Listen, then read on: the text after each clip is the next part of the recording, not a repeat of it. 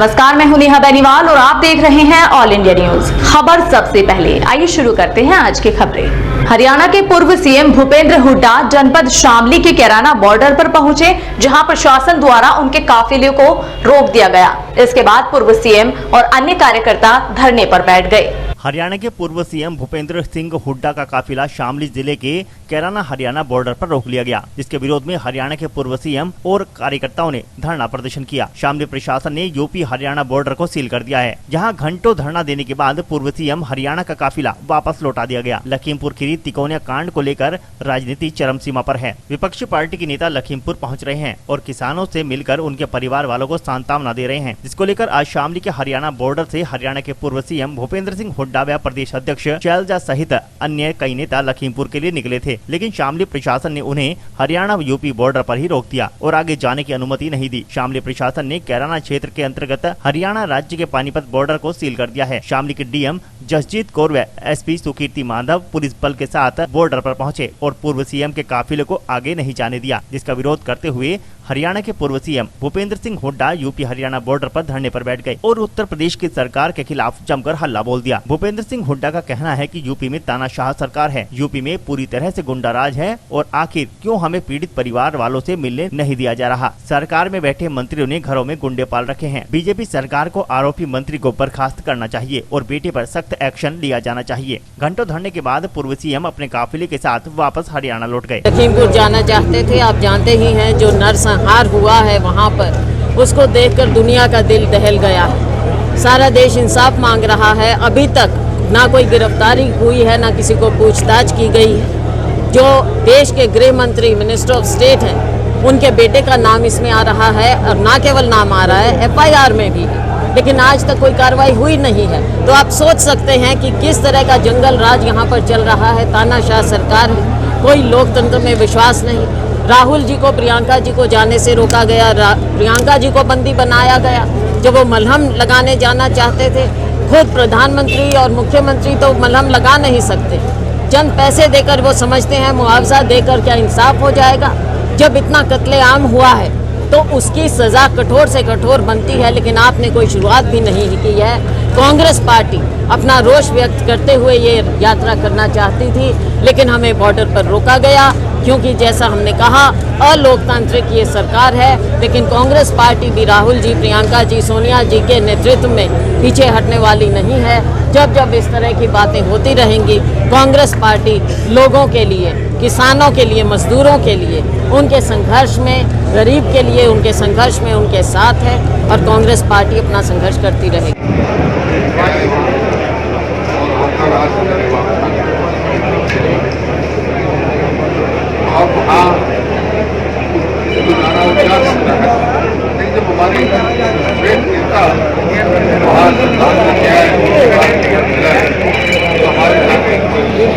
मुजफ्फरनगर पहुंचे आजाद समाज पार्टी के संस्थापक चंद्रशेखर आजाद ने फूलत पहुंचकर मौलाना कलीम सिद्दीकी के परिवार से मुलाकात की।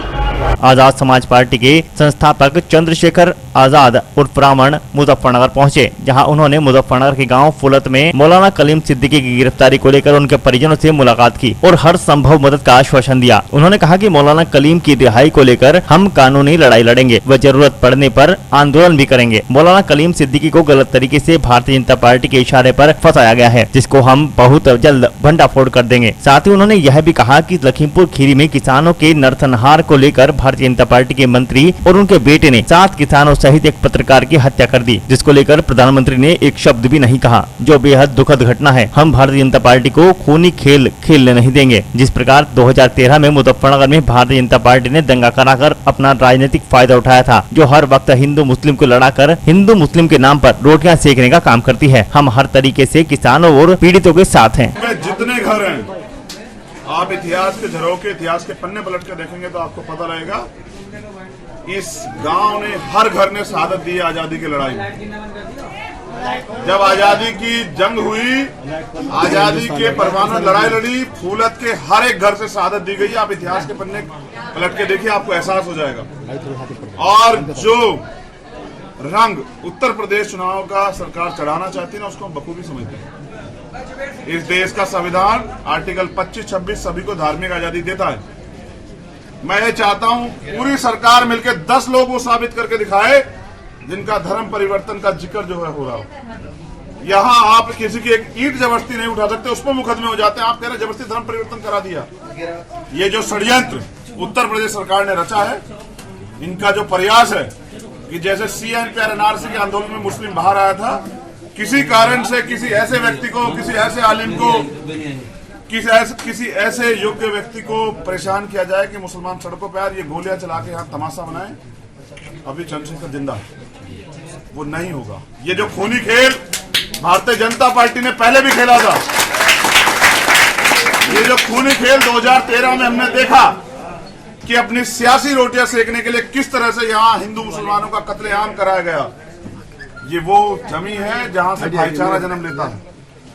ये मुजफ्फरनगर की धरती है, ये वो धरती है जहां से जंग आजादी अंग्रेजों से आजाद कराने के लिए यहाँ से जो है ना लहरें उठी, यहाँ से तकरीरें होती थी, यहाँ से बिगुल बजता था आजादी के जंग का, और शहादत दी गई। मैं उस जमी पे आया हूँ, मेरी परिवार से बात हुई है, और उत्तर प्रदेश पुलिस को, उत्तर प्रदेश ATS को, उत्तर प्रदेश की सरकार को मुझसे ज्यादा कोई नहीं जानता। जब जिसने एक निर्दोष होते हुए 16 महीने जेल झेली, और अगर बेल मिल गई तो रासू का झेली।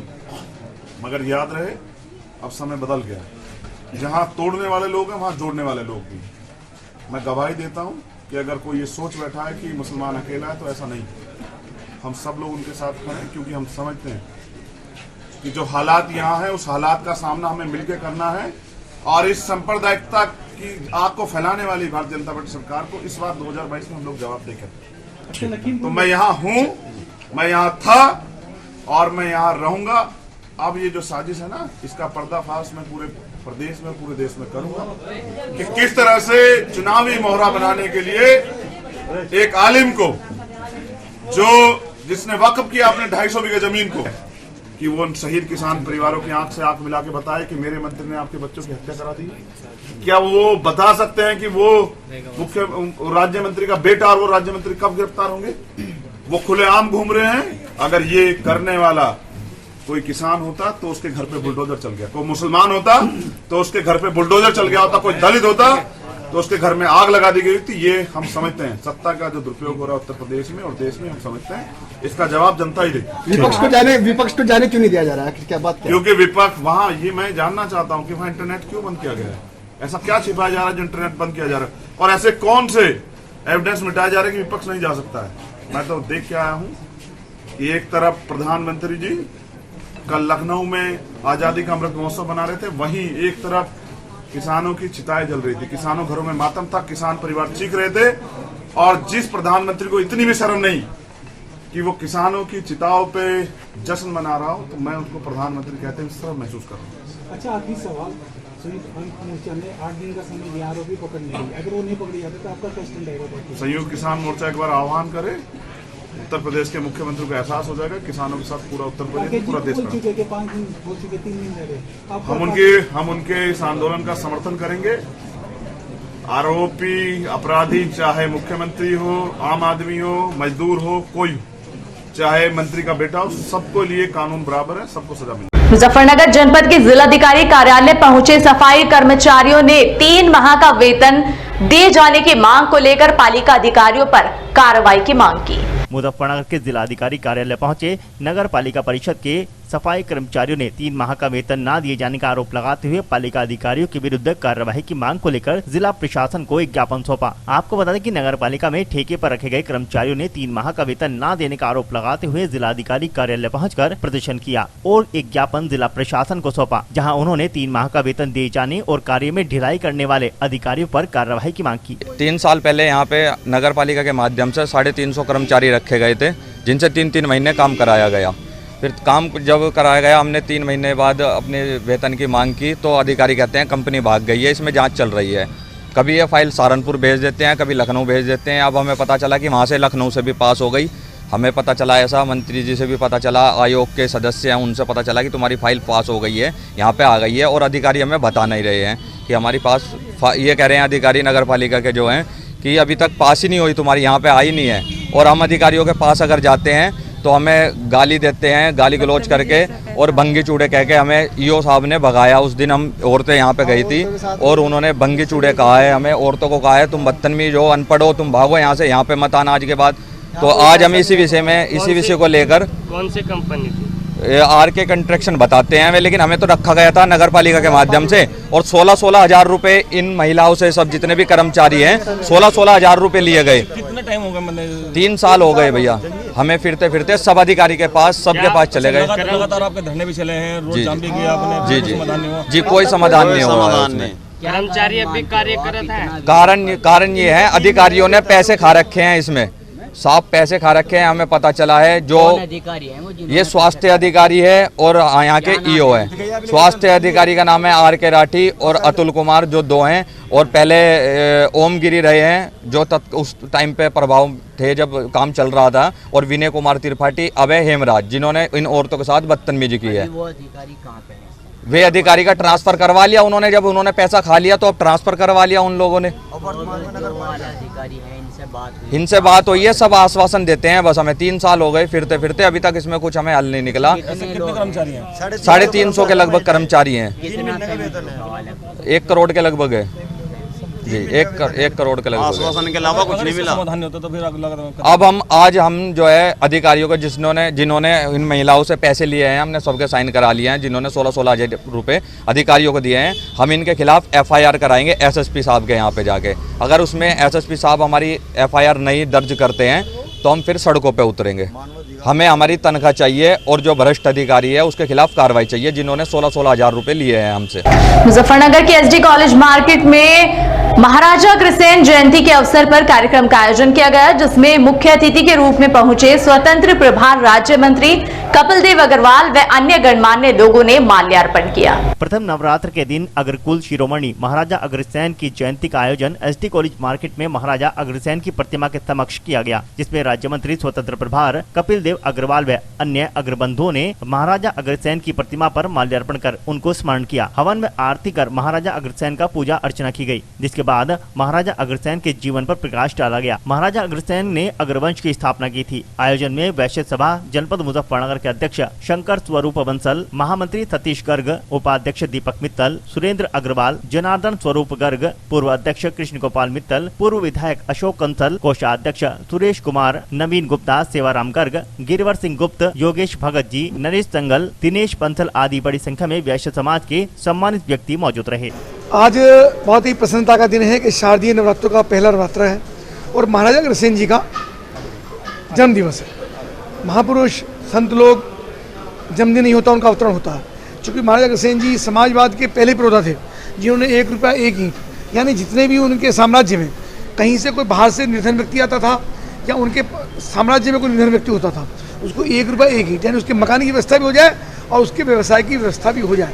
माने दीनदयाल उपाध्याय जी जिन्होंने अंत्योदय का मंत्र दिया, और आदरणीय नरेंद्र मोदी मुख्यमंत्री योगी आदित्यनाथ जी जिस प्रकार से गरीबों की लगातार सेवा करते हैं, हमको लगता है कि महाराजा अग्रसेन जी का जो मंत्र था, निश्चित रूप से समाजवाद का सबसे बड़ा संदेश, दीनदयाल उपाध्याय का अंत्योदय और मोदी योगी जी की योजना है। तो एक ही रूप में हमको देखें तो गरीबों के लिए निरंतर सेवा, गरीबों के लिए मकान, उनके लिए आवास, उनके लिए व्यवसाय, उनके लिए रोजगार की व्यवस्था, उनका चिंतन, उनके लिए अन्न भोजन की व्यवस्था, ये जो समाजवाद का नारा आदरणीय और हमारे पूज्य महाराजा अग्रसेन जी ने दिया, उनके जन्मदिन पर उनको बहुत बहुत शुभकामनाएं और बहुत बहुत उनको नमन। मुजफ्फरनगर जनपद के सर्कुलर रोड पर रोटरी क्लब मुजफ्फरनगर शिखर द्वारा इंटरनेशनल टीचर्स डे के अवसर पर सैकड़ों टीचर्स को नेशन बिल्डर अवार्ड से सम्मानित किया गया। रोटरी क्लब मुजफ्फरनगर शिखर द्वारा इंटरनेशनल टीचर्स डे के अवसर पर 100 से अधिक टीचर्स को नेशन बिल्डर अवार्ड से सम्मानित किया गया। कार्यक्रम के मुख्य अतिथि रोटेरियन अशोक गुप्ता और प्रिंसिपल डाइट रेखा सुमन रही, जहां guest of honour Mayaram basic शिक्षा अधिकारी मुजफ्फरनगर और रोटेरियन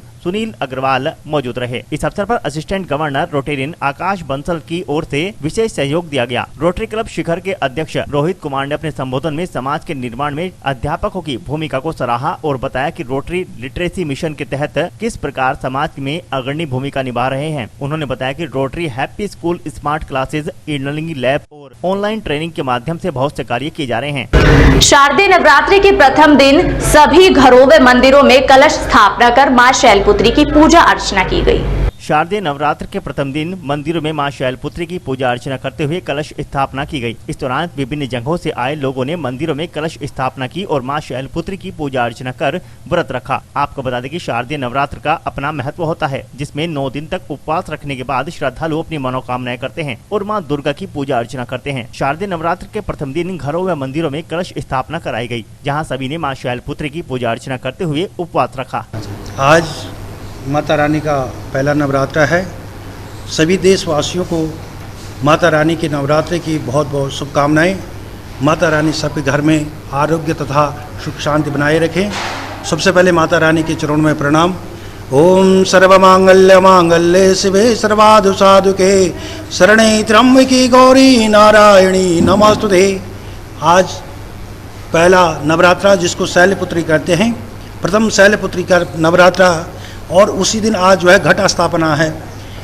और इस दिन सबसे पहले जो व्रती रहते हैं, जिसका उपवास रहता है, माँ भगवती की शक्तियों का तथा इनके मंत्रों का जाप करना चाहे और विधिवत पूजन करके केवल फलाहार ही इसमें रहते हैं और माता का पाठ करके और यथाशक्ति माता रानी से आशीर्वाद प्रदान करें। कितनी चीज़ों को ध्यान रखना चाहिए? इसमें विशेषकर खाने का ध्यान रखना चाहिए, नमक संबंधी, और केवल फलाहार मैंने आपको अभी बताया, केवल फलाहार ही करना चाहिए। माता रानी के उसमें जो व्रती रहती है, कई लोग कुट्टू का आटा इत्यादि यूज करते हैं, पर लेकिन मेरे दृष्टि से नहीं खाना चाहिए। इसमें जो है फलाहार मतलब कम आहार करके जो है भोजन करके माता रानी का स्मरण करके ही इसकी फलीभूत मिलती है। इसकी जो हमें प्राप्ति होती है, थोड़ा आहार करके ही इसका जो है हमें पूर्ण फल मिल जाता है। और फिलहाल वक्त हो चला है एक छोटे से ब्रेक का। आप देखते रहिए सिटी हलचल, खबर जरा हटकर।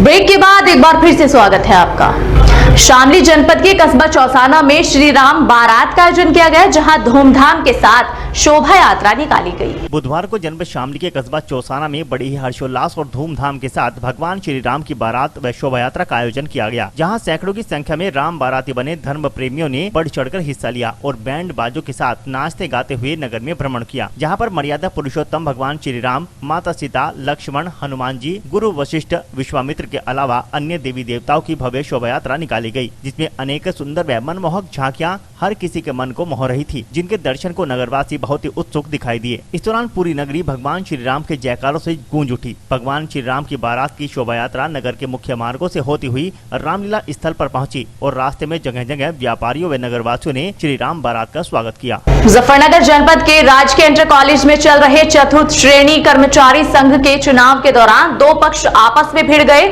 जिसके बाद चुनाव को स्थगित कर दिया गया। मुजफ्फरनगर जनपद के सर्कुलर रोड स्थित राजकीय इंटर कॉलेज में चतुर्थ श्रेणी कर्मचारी संघ का चुनाव प्रस्तावित था, जिसके चलते आज सभी कर्मचारी चुनाव कराने के लिए वहां पर पहुंचे, जहां दो पक्ष आमने सामने आ गए। इस दौरान एक पक्ष ने चुनाव कराने का निर्णय लिया, जबकि दूसरे पक्ष ने चुनाव न कराने का पक्ष रखते हुए इसका विरोध किया, जहां दोनों पक्षों में सहमति न होने के चलते चुनाव अधिकारी ने चुनाव को स्थगित कर अगली तारीख नियत कर दोबारा चुनाव कराने के लिए आश्वस्त किया। चतुर्थ श्रेणी राज्य कर्मचारी महासंघ का चुनाव है। आज सभी साथी, सभी विभाग के पदाधिकारी, सभी साथी आए हुए हैं। वो चुनाव कराना चाहते हैं। एक विभाग वाले विरोध कर रहे हैं। सिंचाई विभाग और विकास भवन, स्वास्थ्य विभाग, शिक्षा विभाग, कलेक्ट्रेट, सभी विभाग समर्थन में है और आज ही चुनाव होगा। कितने टाइम से आप अध्यक्ष पद पे चले आ रहे हैं? 2008 से मैं अध्यक्ष पद पर आ रहा हूँ, सबकी सहमति से आ रहा हूँ। ये जो सिंचाई विभाग वाले जब भी करते हैं, जब भी चुनाव होता है, जब भी ये विरोध करते हैं, ये चाहते हैं कि हमें पद दे दो एक, और ये शांत बैठ जाएंगे मंत्री पद के लिए। ऐसा क्या हंगामा हो रहा है कि जो और ये चाह रहे कि हमें मंत्री पद दे दो। ऐसा नहीं होगा। जो हाउस कहेगा वो अध्यक्ष बनेगा, वही मंत्री बनेगा।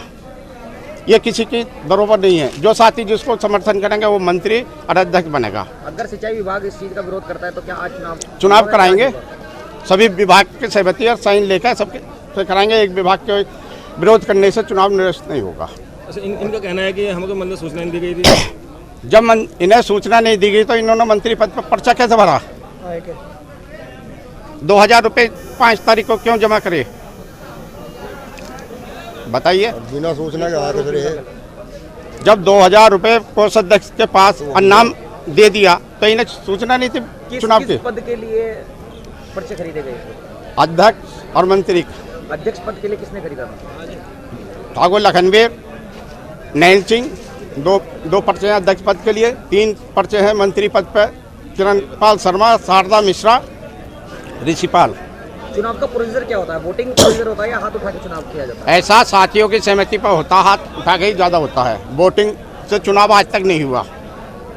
अपने खंड की तरफ से, नलकूप निर्माण की तरफ से भाई ऋषिपाल जी का चतुर्थ श्रेणी कर्मचारी महासंघ के लिए मंत्री पद के लिए 5 तारीख में नामांकन कराया। हम जो है ना, हमारा ऋषिपाल भाई महामंत्री पद का उम्मीदवार है। यहाँ से जिस प्रक्रिया से ये चुनाव चाह रहे, उस प्रक्रिया से आज लोग चुनाव कभी हुआ नहीं। 2008 से अब तक चुनाव सर्वसम्मति से जो महासंघ का होता हुआ आया। अब के इन्होंने चिट्ठी जारी करी कि 5 तारीख को वहाँ नामांकन करा दिया जावे, 7 तारीख को चुनाव होगा। चुनाव अधिकारी गवर्नमेंट कॉलेज के प्रधानाचार्य जी को नियुक्त कर दिया गया। इतने छोटे हॉल में इतने 50 क्या विभाग हैं तो चतुर्थ कर्मचारी महासंघ के अधीन आते हैं। लगभग 3000 कर्मचारी। क्या 3000 कर्मचारी 100 सीटों में बैठ पाएंगे? एक तो यह बात गलत है। हम यही बात जो है ना, चुनाव अधिकारी जी से अभी पूछ रहे थे। एक जो है, अगर जो कर्मचारी, हर विभाग का कर्मचारी आ रहा, भाई किसी में 10 है, वहाँ से 8 आगे 7 आगे, 2-4 नहीं आ पाए। अगर जो कर्मचारी अपनी वोटिंग करेगा, जब जहाँ जी एक पद के कई उम्मीदवार हो गए तो उनके चुनाव चिन्ह भी आओ, चुनाव चिन्ह मंडित होते हैं। जो चुनाव प्रक्रिया है तो फिर चुनाव प्रक्रिया के तहत काम होना चाहिए था। अब इन्होंने तो चुनाव प्रक्रिया के तहत काम करा, चुनाव करवाना चाह रहे। न किसी भी विभाग से वोटर लिस्ट मांगी, न डीएम, न कोई से विभाग को। जो 1 तारीख में इन्होंने मीटिंग बुलाई चुनाव के लिए, कोई से भी विभाग के विभाग अध्यक्ष को इन्होंने उसकी सूचना दी लिखित में। बस जो इनके कर्मचारी साथी हैं तो उनका व्हाट्सअप नंबर था, उनको इन्होंने व्हाट्सअप कर दिया। आप क्या चाह रहे हैं? हम ये चाह रहे हैं चुनाव होवे, निष्पक्ष होवे। पिछले कई वर्षों से अध्यक्ष पद पर एक ही आदमी 13 वर्षों से। इसके बारे में आपका क्या कहना है? इसके बारे में हमारा ये कहना है कि 2008 से लखनवीर, शिक्षा विभाग के, स्वास्थ्य विभाग के किरणपाल शर्मा जी मंत्री पद पर बने आ रहे। कर्मचारियों की इच्छा है कि, हमारी इच्छा है कि अब के इन दोनों को न बना के किसी और को बना दिया जाए। सर्वसम्मति से अगर चुनाव चाहते हैं ये तो किसी और को चुन दो, हम आज ही सहमत हैं।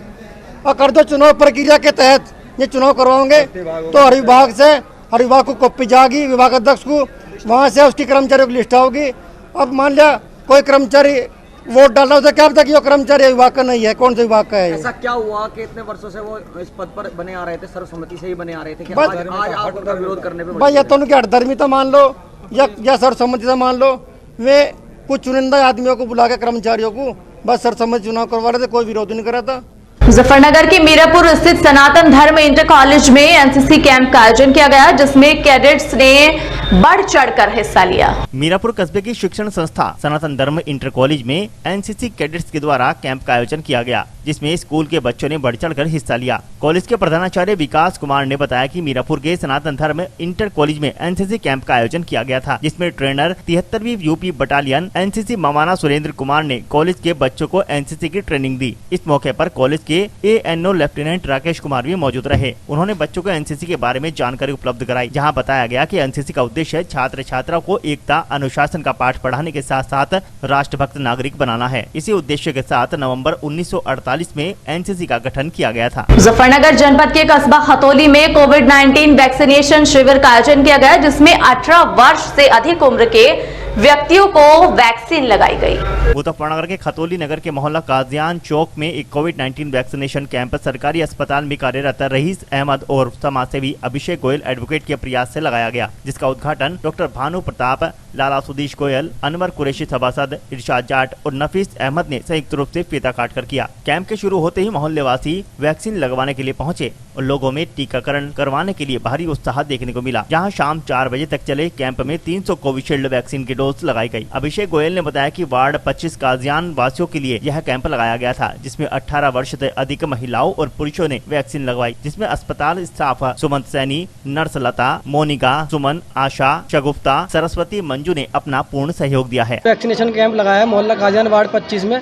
इसमें हमारे अनवर कुरैशी सभासद, इरशाद जाट नगर अध्यक्ष, रईस अहमद और अब मेरे प्रयास से वैक्सीनेशन कैंप का आयोजन किया गया है। इसमें लगभग 300 डोज हमें सरकार की तरफ से या सरकारी उनकी तरफ से मिली हुई है और लगभग टीम हमारी ये बैठी है पूरी, सब अच्छा वो रिस्पांस मिल रहा है। लगभग खदौली CSC की टीम बैठी है और लगभग 300 वैक्सीन लगाने का हमारा टारगेट है और 100 से ज़्यादा हम अब तक लगा चुके हैं और लोगों को अच्छा रिस्पांस मिल रहा है। बढ़ चढ़कर लोग इसमें हिस्सा ले रहे हैं। और आज की इस बुलेटिन में फिलहाल इतना ही। कल फिर हाजिर होंगे कुछ और नई खबरों के साथ। तब तक के लिए नमस्कार।